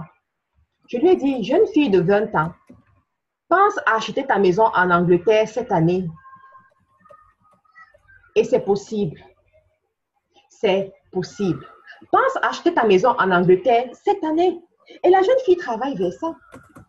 Donc, vous aussi, on se dit toujours, comment est-ce que je vais acheter une maison lorsque je suis encore en location en Europe? Ça, c'est la mentalité de l'Afrique. Ça, c'est valable quand tu es en Afrique. Mais quand tu es en Europe, ça ne se passe pas comme ça. Ce sont d'autres réalités. On ne construit pas les maisons en Europe, on les achète. Et il y a un système derrière l'investissement immobilier. Informez-vous par rapport à ça. De toutes les façons, j'en parle dans mes groupes de coaching. Le deuxième type d'investissement dont je voulais vous parler ici, c'est l'investissement par rapport à la bourse. Mes amis blancs, je me suis rendu compte que tous ont des parts sur le marché de la bourse. Tous ont des parts. Et ça commence depuis leurs grands-parents, ensuite leurs parents et ensuite eux-mêmes. C'est pour cela qu'à l'université, tu te retrouves avec un camarade, il a déjà un appartement dans les quartiers IP de Londres. Un appartement qui est en location, s'il te plaît, parce qu'il a des revenus constants qui viennent du marché de la bourse. Et le marché de la bourse aussi, tu n'as pas besoin d'avoir trop d'argent pour commencer. Il faut que tu apprennes. En ce moment, je suis en train de lire un excellent livre qui parle de l'investissement boursier et ça me donne beaucoup d'astuces. Décide de briser ce manque de connaissances. Commence à étudier. Pense à ta progéniture, étudie. Forme-toi et tu viendras me dire merci plus tard.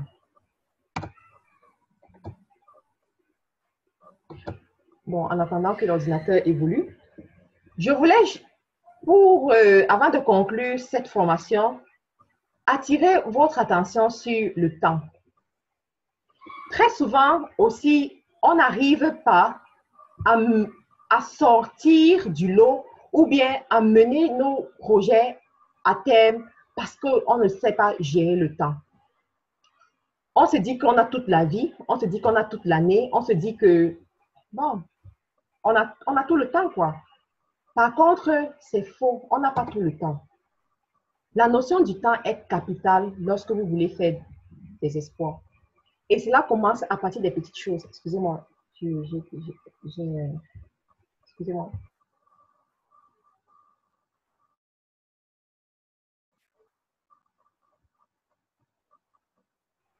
Désolée, ça fait quand même plus d'une heure. La notion de temps est importante. Lorsque tu commences, lorsque tu veux aller loin dans ta vie, tu dois savoir par exemple que l'heure à laquelle tu te lèves le matin est importante et l'heure à laquelle tu te couches le soir aussi est capitale.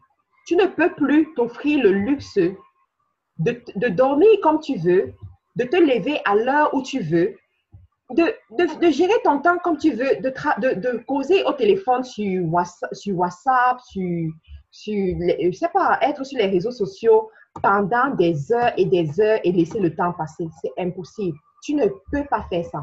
Tu dois décider de gérer ton temps et de choisir ton entourage, de choisir ceux qui sont autour de toi. Moi, je ne peux pas être avec quelqu'un causer avec quelqu'un pendant plus de 30 minutes, même que lorsque la personne vient me rendre visite dans la maison, parce que je me dis, en 30 minutes, on s'est déjà tout dit. Et j'ai d'autres choses à faire. Je suis tellement occupée que chaque heure compte pour moi. Donc, tu dois décider de gérer plusieurs choses dans ta vie pour pouvoir sortir de cet engrenage. Alors, voici l'offre que je vous donne aujourd'hui, offre de formation et d'accompagnement. Je sais que vous avez eu beaucoup d'informations aujourd'hui. Peut-être que d'autres personnes sont bouleversées, ils ne savent pas comment faire et tout le reste. Alors, le coaching, pour moi, constitue une source de revenus. C'est une entreprise qui paye les impôts en Angleterre. Donc, je n'offre pas de services gratuits. Je fais des formations gratuites comme celle-ci de temps en temps, pas tout le temps, mais mes services sont payants. Je pense que pour avoir des résultats dans sa vie, il faut souvent payer le prix. Alors, j'offre en formation ou en accompagnement, 1 heure de coaching qui coûte 30 livres. Pendant les 1 heure, je trouve des solutions aux problèmes de la personne qui me contacte, la personne qui travaille avec moi. J'ai aussi un groupe de mastermind pour entrepreneurs qui coûte 100 livres par mois et qui dure 2 mois. Dans ce groupe, je me réunis avec des jeunes entrepreneurs, de jeunes porteurs de projets qui ont besoin d'apprendre de moi, qui ont besoin d'être guidés, qui ont besoin d'une chicotte aux fesses qui va les aider à agir. a produit des résultats. On veut du changement. Ces gens s'inscrivent au groupe de Mastermind for Entrepreneurs et nous échangeons, nous apprenons et nous travaillons sur plusieurs domaines, sur plusieurs sources de revenus à la fois. J'ai aussi cette offre de formation sur Amazon qui coûte 100 livres, qui est strictement pour Amazon, pour apprendre à vendre sur Amazon, pour apprendre à publier aussi un livre sur Amazon. J'ai aussi ce que j'appelle le mentorship qui dure 1 an et qui coûte 20 livres par mois. C'est le moins cher ici, mais les conditions d'accès au mentorship sont un peu plus rudes parce que pour accéder au mentorship, il faut avoir déjà travaillé avec moi auparavant. Il faut déjà avoir été dans l'une de mes formations auparavant pour accéder au mentorship. La raison, c'est tout simplement que je veux être sûre que la personne qui rentre dans le mentorship, c'est une personne qui a vraiment un projet à réaliser. Et je sais que pour réaliser ce projet-là, ça ne se fait pas seulement en 1 heure ou en 2 mois ou en 6 mois. Ça peut prendre jusqu'à 1 an. Mais j'ai besoin que cette personne-là soit dédiée au travail qu'il fait. J'ai besoin que cette personne-là soit responsable et fidèle à ses engagements. C'est pour cela qu'il y a un prix symbolique pour accéder à cette formation de mentorship. Et les formations de mentorship, c'est quoi? C'est 2 fois par mois. Par contre, le Mastermind for Entrepreneurs, c'est 1 fois chaque semaine. J'ai aussi des cours que je mets en vente en ligne que vous pouvez avoir sans avoir à me contacter. Vous allez juste sur mon site, sur ma page Gumroad, vous achetez le cours à 50 livres. Et puis, vous avez le cours de façon indéfinitive, quoi. Vous pouvez regarder ce sont des cours sous forme de vidéo, comme cette vidéo, par exemple, que je suis en train d'enregistrer. Je pourrais aussi la mettre en disposition. Vous regardez la vidéo selon votre convenance, selon vos disponibilités, et puis vous apprenez du sujet dont je débat dans le cours. Voilà un peu ce que j'avais prévu pour vous aujourd'hui. Je vous remercie vraiment pour votre temps. Je vois qu'il y a des gens qui veulent vraiment réussir, des gens qui veulent changer leur vie, le cours de leur vie, qui veulent aller à un autre niveau. Et je vous encourage, et je vous encourage énormément dans cette vision-là et dans cette logique. Ne vous arrêtez pas. Alors, il y a une personne dans le groupe à qui je vais passer la parole. Alors, si tu es là, est-ce que tu peux prendre la parole et présenter et faire une petite présentation de 3 minutes? Je ne sais pas s'il est toujours connecté, mais bon, en attendant qu'il se connecte, je vais vous donner la parole. Si vous avez des questions, vous posez des questions et ce sera un plaisir pour moi de répondre à vos questions. Donc, pour poser une question, déconnectez juste votre micro et parlez. Du moins, reconnectez votre micro, quoi, et puis vous parlez. Parce que là, tous les micros sont déconnectés. C'est pour ça que vous voyez la petite barre rouge sur le micro.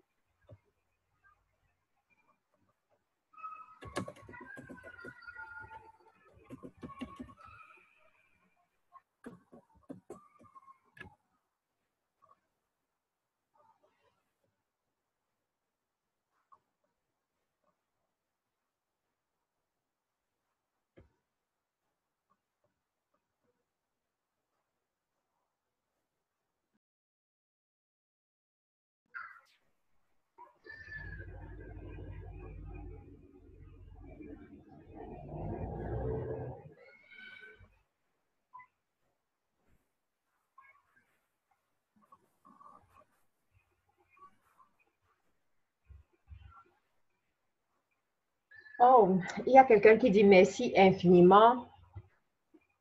Merci infiniment pour l'exposé. C'était vraiment superbe. Je vous remercie. Merci beaucoup. Tonton Zara. Merci beaucoup.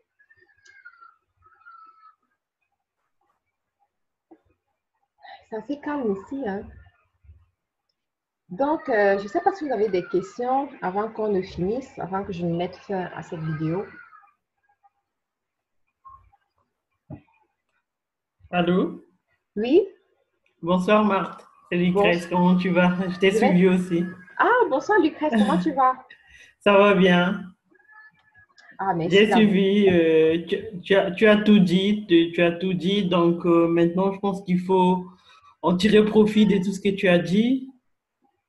Et Mhm. puis, savoir par où commencer, parce que quand on a la volonté, on a des projets plein la tête, et puis après, on a une personne comme toi qui essaie de nous motiver à travers tes vidéos, et tes cours et ton soutien. Et vraiment, c'est très motivant. Après, on ne sait pas par où Ah oui. commencer. On a besoin de toi, on a besoin de t'avoir en coaching personnel pour pouvoir arriver à Mhm. mettre de l'ordre dans les projets et puis savoir par où commencer exactement.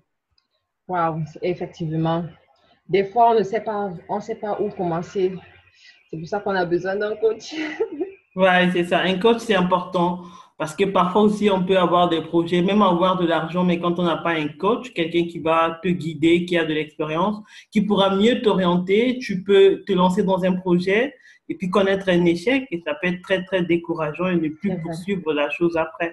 Avoir un Exactement. coach aujourd'hui, je crois que ça devient très, très, très important parce qu'on est Exactement. dans un monde où il y a beaucoup de concurrence. Et puis, c'est pas évident. Il suffit pas juste d'avoir de l'argent pour se lancer dans un projet. Exactement. Il faut avoir les bases nécessaires et un code de route à suivre. Mhm. Exactement. Et donc, je Wow. pense que se limiter seulement à ce que tu as dit aujourd'hui, ce serait très, très insuffisant. Il faut une continuité, Mhm. qui est un contact, une formation vraiment approfondie, un travail sur le projet Mhm. pour que les choses puissent, voilà, pour que, tout ce que tu viens de dire puisse porter de fruits, quoi. Exactement. Tu as raison. Tu as Donc, raison. selon moi, hein, c'est ce que j'ai compris d'après tout ce que tu as dit. Oui, c'est vrai que, en fait, assister juste à une formation comme ça ne suffit pas parce que la formation vient ouvrir tes yeux sur certaines choses, mais ça ne change pas vraiment ta situation parce que après ça, tu n'auras pas un 100 livres ou bien 1 000 livres de plus dans ton compte bancaire. Pour que tu puisses effectivement avoir davantage d'argent dans ton compte bancaire, il y a d'autres actions à mettre sur pied, quoi. Effectivement, il y a action et puis il y a tout un travail à faire. Mhm. C'est aussi une question de volonté et il faut qu'il y ait une prise de conscience déjà Mhm. Voilà, et surtout la volonté d'y arriver. C'est pas exactement. impossible, c'est possible, tout ce que tu dis, c'est vrai, tu as souligné beaucoup de points. Et tout ce que tu dis, c'est vrai, mais après, il faut une décision, après, il faut un travail, Mhm. ça ne sera pas facile. Connaître le succès, ça passe parfois par quelques échecs, ça passe par un travail, c'est de l'investissement personnel. Et voilà, Exactement. c'est tout ça là qui fera que ce que tu vas dire pourra porter de fruits, quoi. Mhm. Oui, Lucrèce, tu as raison. Merci beaucoup. Avoir le lien de ton site parce que je connais pas, j'ai jamais été sur ça, je savais pas que tu avais un site. Tu es surprenante, toi. Oui, j'ai un site, j'ai un site. Ah, je vais te mettre ça là, rapidement. Hein? D'accord.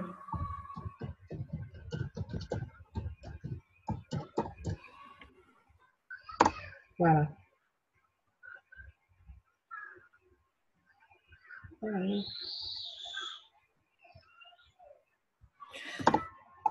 voilà, c'est fait. J'apprécie beaucoup ce que tu fais parce que je pense que la jeunesse africaine a besoin de ça, a besoin d'être réveillée. Mhm. On se contente des petits boulots à l'étranger, on n'investit pas dans nos pays. On a l'exemple des Libanais qui viennent chez nous, dans nos pays où on dit qu'il n'y a que la misère, la pauvreté. La plupart sont des commerçants, ils n'ont que des boutiques et nos frères travaillent chez eux pour un Voilà, salaire misérable. Pourtant, exactement. chez eux, ils réussissent à construire des immeubles. Ils sont des millionnaires chez eux, ils sont très riches Mhm. en C'est faisant vrai, que en du plus, commerce chez nous. Et parfois, c'est rien qu'une épicerie ou une boutique. Nous, c'est on vrai. part même acheter chez eux et tout ça. Alors que nous, Africains, quand on arrive en Europe, on se contente des petits boulots et on a du mal même à s'en sortir. Après des années, on se retrouve, tu as vieilli, tu as pris de l'âge, tu n'as rien fait de ta vie. Et le temps, c'est très important quand tu parles de temps. Exactement. Donc souvent, on Bon, ne fait pas il y très a, attention au temps. oui, tu as raison, Lucrèce. On va passer la parole à Sandrine qui a levé la main aussi pour qu'elle nous dise un peu ce qu'elle pense. Merci vraiment pour Bonsoir Marc, l'interaction. Bonsoir, Sandrine. bonsoir tout le monde. Bonsoir. Bonsoir. De retour. J'ai eu la chance de faire partir d'un coaching de Marc que je suis toujours, hein, même si je suis en, comment on appelle ça? Comment on appelle ça? En sous-marin, mais je suis toujours là. Je regarde toujours de loin. Et c'est vrai que ce soir, il y a quelque chose vraiment qui m'interpelle. C'est vrai que mettre l'argent de côté avant de commencer un vrai business. Moi, je t'avais déjà dit que j'étais lancée dans le business de l'immobilier. Donc, que je souhaitais le faire. Mais comme tu dis, avant de le faire, je pense qu'il faut mettre de côté. Et le livre que tu es en train de lire et que tu vas finir et que tu auras l'occasion de nous décortiquer, ce livre-là sur comment investir auprès des actions et tout ça, moi, je veux participer à ce cours une fois que tu auras fini ce livre. Parce qu'au final, je me dis, mieux vaut déjà investir ailleurs pour avoir des revenus concrets et réinvestir ces revenus que nous obtenons pour faire quelque chose qui nous convienne nous-mêmes. Donc, en fait, investir dans des parts de société, c'est comme si on mettait de l'argent de côté. Exactement. C'est un peu une manière d'épargner. Exactement. En sachant que cette entreprise, de toutes les façons, elle aura quand même un bénéfice de 1 euro. Voilà. Et ce 1 euro-là, par jour ou par semaine, nous donnera quand même quelque chose la fin dans 6 mois, ou si on voit à long terme dans une année en donnant une deadline d'une année. En une année, là, je me mets à prendre des parts et je vais voir en une année combien je peux ramasser. Voilà. Pas pour s'acheter des sacs et des chaussures, mais pour mettre de côté et pouvoir vraiment investir dans un projet qui nous tient à cœur. Et c'est vrai que travailler, c'est un dur labeur, c'est vrai. Mais rien qu'avec le salaire, je pense pas qu'on peut vraiment investir dans quelque chose de concret ou de définitif. Il nous faut quand même une rentrée d'argent extérieure, toujours. Oui, effectivement. Tu as bien Et parlé. moi, vraiment, ton idée, finalement, je me dis, pourquoi pas acheter des actions? Pourquoi pas? Est-ce que pour acheter des actions, est-ce qu'on a besoin d'avoir 1 000 euros? Peut-être qu'on peut acheter des actions à partir de 100 euros? Bon, là, ça dépend. Ça dépend de l'offre sur le marché. Parce que pour acheter des actions, il faut qu'il y ait une offre, par exemple. Et toi, tu as connaissance de cette offre-là. Tu étudies l'offre pour savoir quels sont les risques. Ça, c'est vraiment le b.a.-ba du marché de l'immobilier. Tu étudies les risques pour savoir si effectivement il y a des chances de retour sur investissement ou pas, tu vois. Et lorsque cette étude-là est faite, généralement, on recommande d'avoir l'accompagnement d'un broker, donc de quelqu'un qui s'y connaît. Exact. Lorsque c'est fait, donc, tu engages ton argent, quoi. Tu engages ton argent. Maintenant, ça dépend de la levée des fonds que l'entreprise aimerait faire et de quelles sont les parts qu'elle donne aussi à des potentiels actionnaires. D'accord. Mais bon, elle peut faire ça juste pour faire rentrer un flux d'argent. Ça ne veut pas forcément dire que, parce que, par exemple, je vais acheter une part à 100 euros, que je vais être actionnaire décisionnaire. Moi, ce serait vraiment les petits actionnaires. Non. Voilà, je pense. Justement, je ne sais pas s'il y a quelqu'un qui s'y connaît vraiment dans ça, mais d'après les recherches que j'ai eu à faire jusqu'ici, il y a toute une gymnastique derrière, financière et juridique. C'est-à-dire, le porteur de projet ou bien le chef d'entreprise, il a le droit de décider exactement ce que l'actionnaire aura comme décision dans son entreprise, tu vois. Par exemple, le cas de Alibaba avec Jack Ma, il a des actionnaires dans son entreprise, mais le contrat, la façon dont il a stipulé les clauses de son contrat font en sorte que c'est lui qui décide, en fait. C'est lui qui prend les décisions. Et les actionnaires, ce sont des gens qui ont mis leur argent, qui ont mis de l'argent pour avoir plus d'argent plus tard. Exact. Au fur et à mesure que le temps passe. D'accord.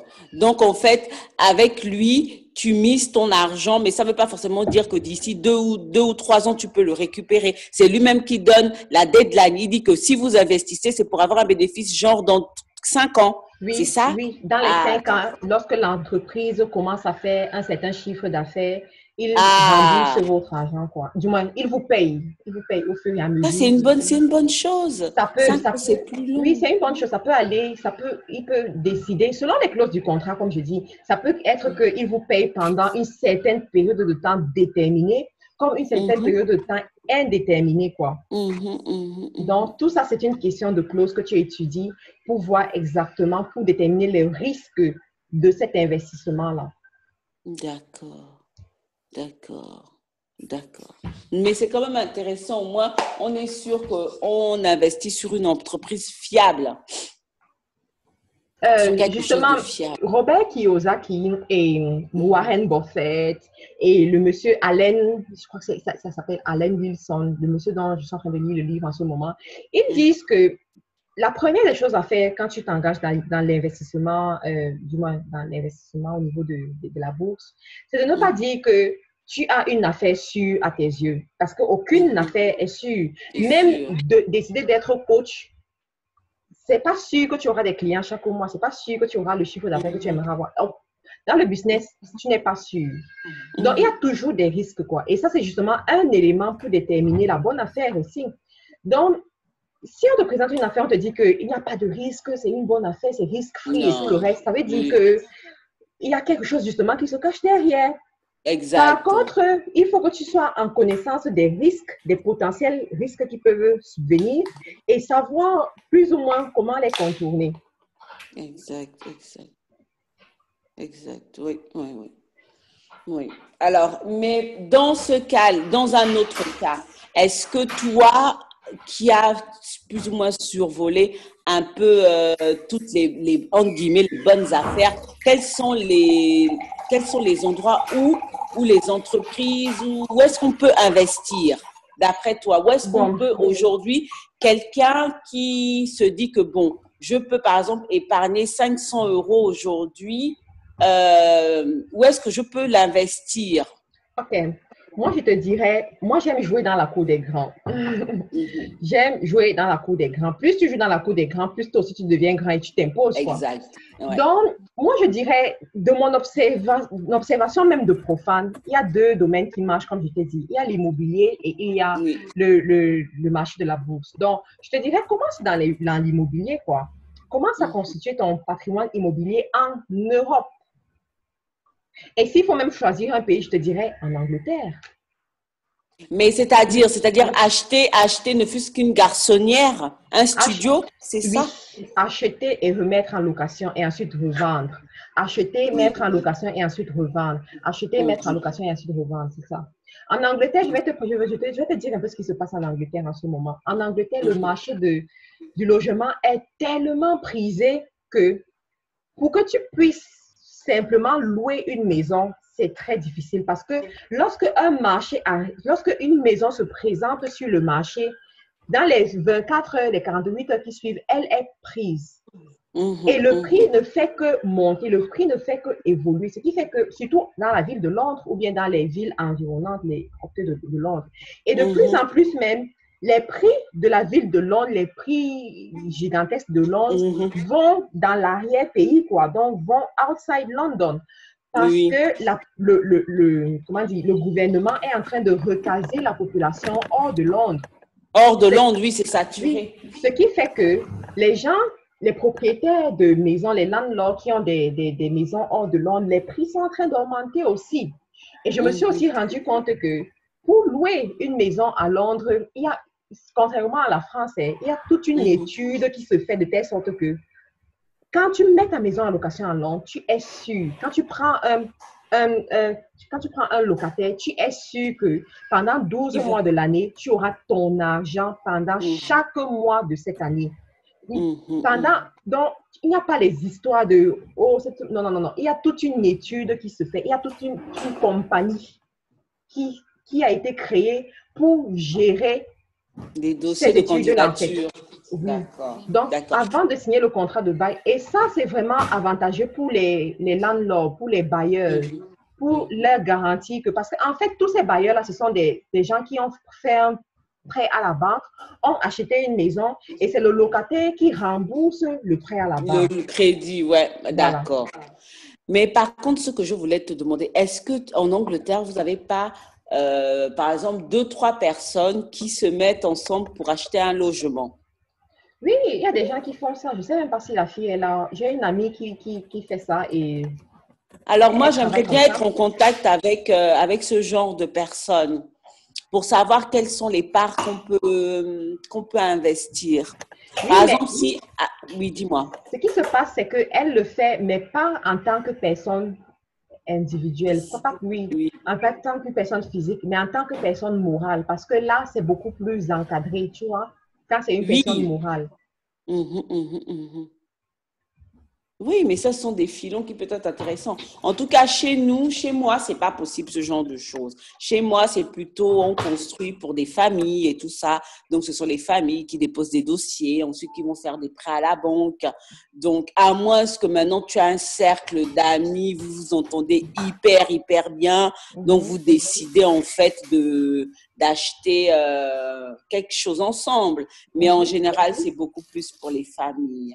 Mais par contre, écoute, en off, on pourra en discuter de tout ça. Oui, Parce que Sandrine, ça fait quelque déjà part, 1 heure de coaching qui coûte je 30 te livres. jure.